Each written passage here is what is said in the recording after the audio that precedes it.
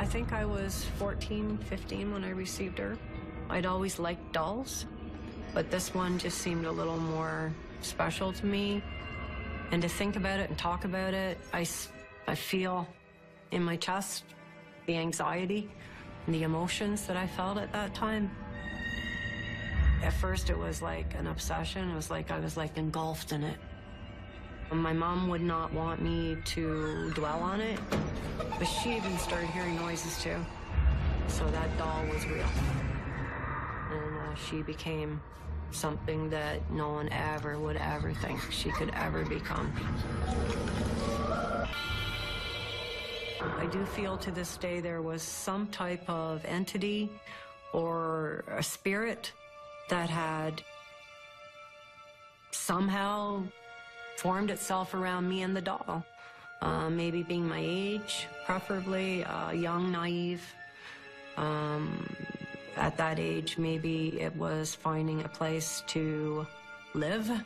So I do believe that whatever was possessing this doll Gretel had a connection with me. Very powerful one. And I do believe it wasn't a good one. It was a very affecting thing in my life. Like, I will never, ever forget it. So to this day, it affected me to the point where I can always remember it, and it's trauma. It was trauma in my life, for sure.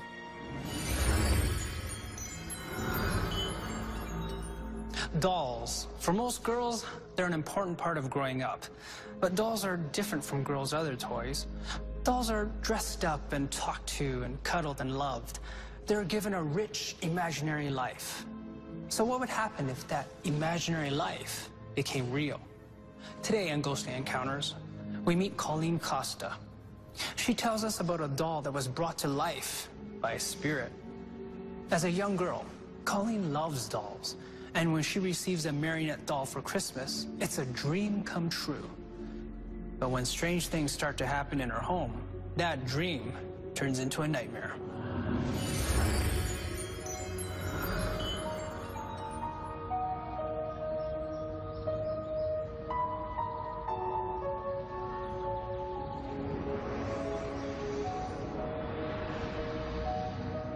One Christmas, I received a doll, and her name was Gretel, and she was a marionette puppet. I had been wanting one for a long time. I was happy, sort of shocked, because I did not think that you could even buy one around that area.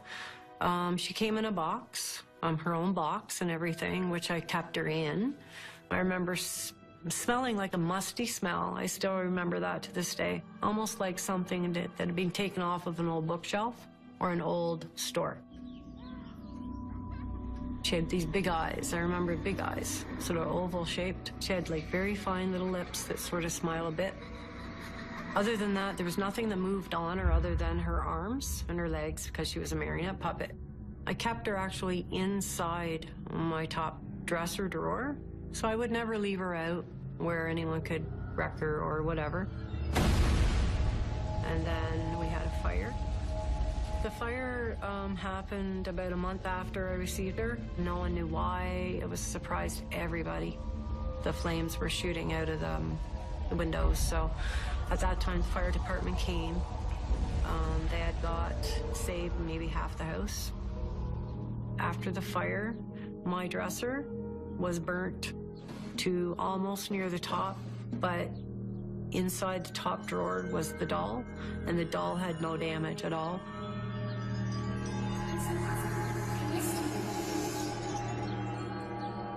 I remember feeling really like, oh my God, like you were almost killed, almost like she was real. Like, I remember like picking her up and going, oh my God, like I could have lost you. And I remember feeling like just shocked, like I can't believe my dresser, part of it's still here in the doll. So I felt happy. Actually, sort of forgot about all my other things that burnt, and immediately just was happy because I got my doll. It's kind of funny that the upper part of my dresser did not burn. I kind of say to myself, well, maybe for some reason there was something paranormal there protecting it.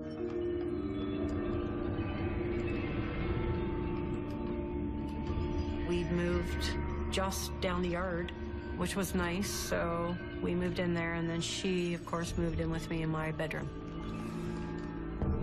I was trying to learn the movements, and I got her walking and tried to move her arms. I'd always liked dolls, but this one just seemed a little more special to me.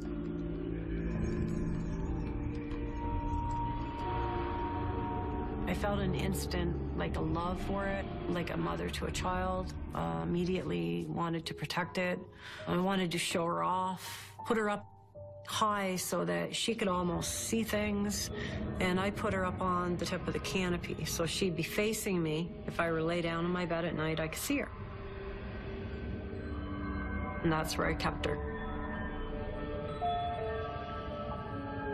I would talk to her, feeling she'd talk back. Of course, she didn't talk back to me, but I'd feel like we'd sort of had a communication going. And I remember looking at her and like smiling at her and going, it's okay, you know, you can stay there. And like, was this doll very special to me? Yes, it was. And then as time went on, I think it grew and it grew and it grew. So whatever was there, whatever was connected to this doll, it was powerful.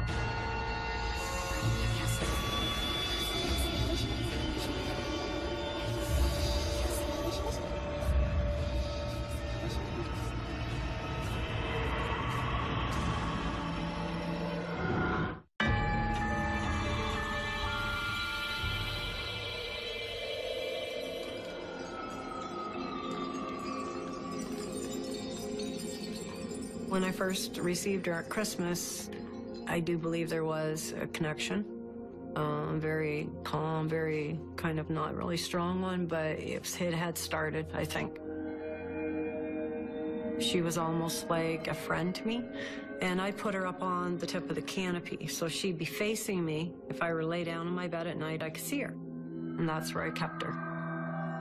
I would talk to her, feeling she'd talk back. Of course, she didn't talk back to me, but I'd feel like we'd sort of had a communication going. So yeah, there was a connection. And then as time went on, I think it grew and it grew and it grew. So whatever was there, whatever was connected to this doll, it was powerful.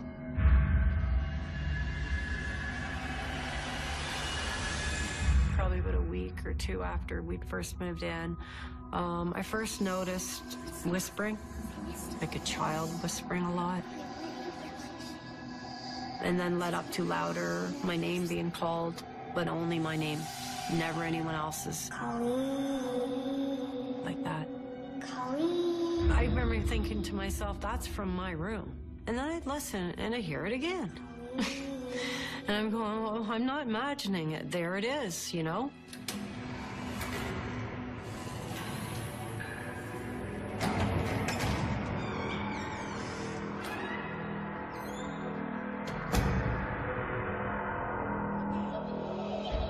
And then I would hear these noises. You could hear like loud bangings, like sounding like somebody jumping. It always seemed to be trying to get my attention.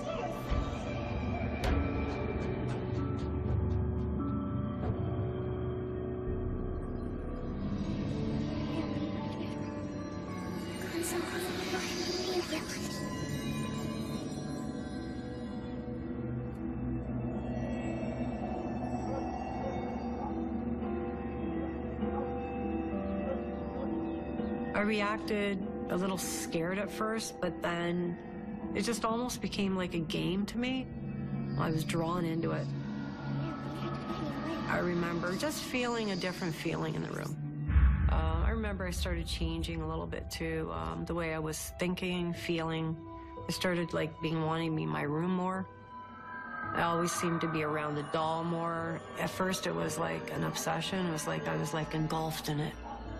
It almost felt like there was something there with me, growing, getting stronger and stronger. It was almost like this magnetic pull to me to go back to my room, even after school. I was not one to come home and want to come home. I'd stay and do all my activities. I was very active in my school. Stop that. I want to come right home and go right to my room, and many times even skipping meals She was never out of my mind. Like, she was actually a friend of mine now. It wasn't a doll anymore to me. And my mom would not want me to dwell on it. And she said, enough is enough, Colleen. You know, you're too obsessed with this doll. This doll, you think it's talking to you and you think it's moving. I said, well, it is. It is. I've seen it. It is. Oh, so what? You know, she's mine. So there was a time where she took it out of my room, taken it down the hall, and she put it in the closet.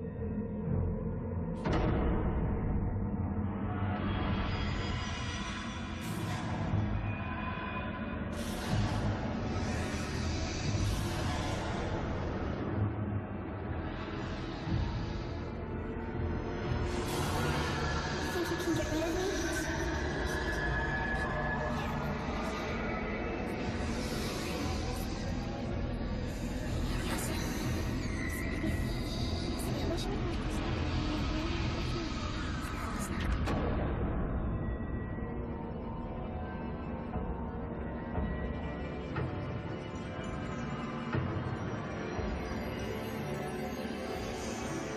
Can't get rid of me that easily.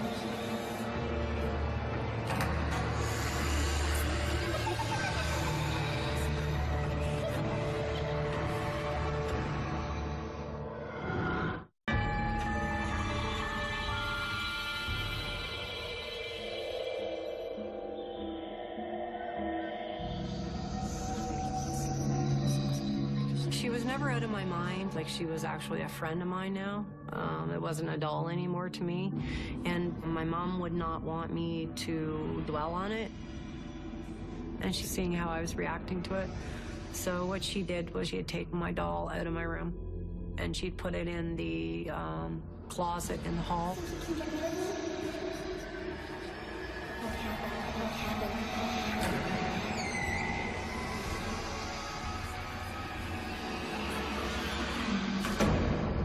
See, my mom was going to destroy it at that point. She was like taking steps to get rid of it, right? But I remember feeling like I had to get it back, like to get it out of there. Like she didn't want me even near it. Our experts tell us studies have revealed many people have an innate fear of dolls. Some will turn a doll around so that it faces the wall or move it out of the room entirely. Others report nightmares in which a doll comes alive and becomes aggressive. The idea of possessed dolls is so creepy that many horror movies have featured them. In Poltergeist, a clown doll comes to life as an omen of the paranormal activity to come. The popular Chucky films feature a doll possessed by an evil and murderous spirit. Colleen's connection to the doll has become pathological. She's obsessed by it, and Gretel has taken over her life. Her mother, realizing her daughter is in trouble, decides to take action. But then Gretel reveals even more startling and terrifying powers. She noticed a lot of things happening. She even started hearing noises too.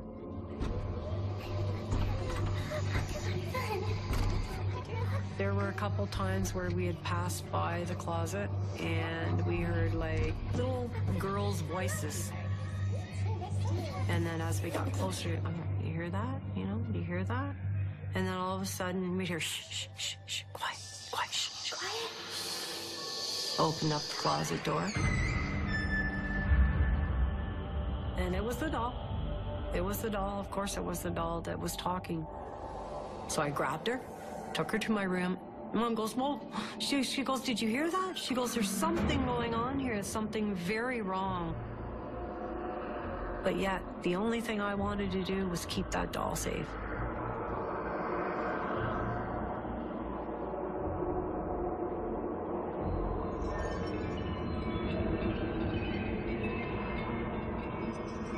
I remember feeling like scared for her, that something was going to happen to the doll.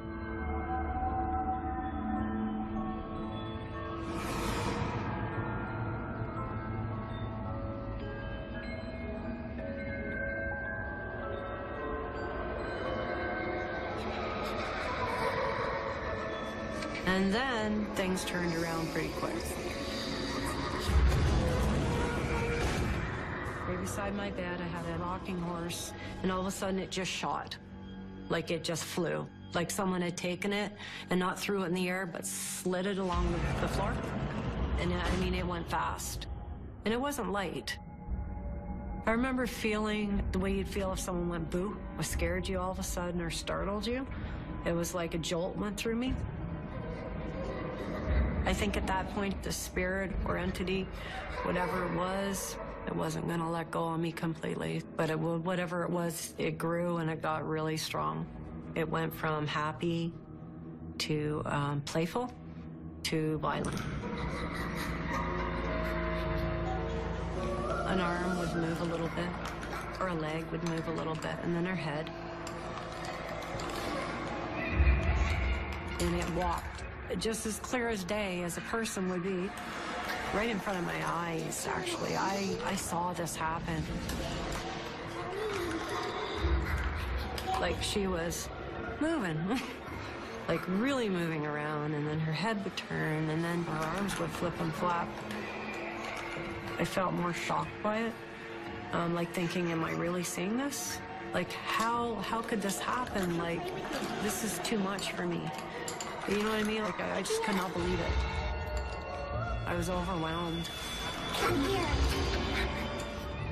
It was possessed. It was evil. It wasn't just a spirit. It had a possession. I was horrified, and it just kept escalating and escalating, huger and huger and huger. Colleen. And she flopped down, and there was nothing there. The room was quiet. My mother had had enough. She did believe at that point there was a possession going on in my bedroom with the doll. She goes, that's it. She goes, we're going to have a reverend come in, or a priest, and we're going to get this room clean. There's evilness here. This doll's going. She goes, we're burning it. No, no, no, you can't. She goes, until the day we burn it, this will never change. She goes, there's something really wrong here going on. So she grabbed my doll. She had dug a big hole, and she had put the doll down inside the hole and burnt her.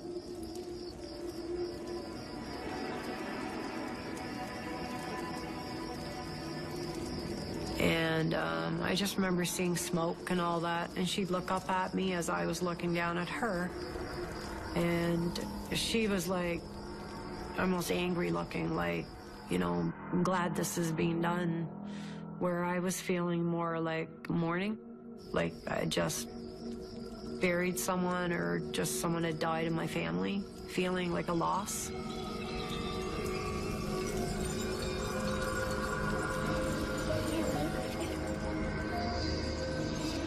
After it was burned, it was almost like a release feeling, like all those the feelings that I had, the obsession with it, not wanting to let go of it, all that kind of eased off simply because I think it did burn.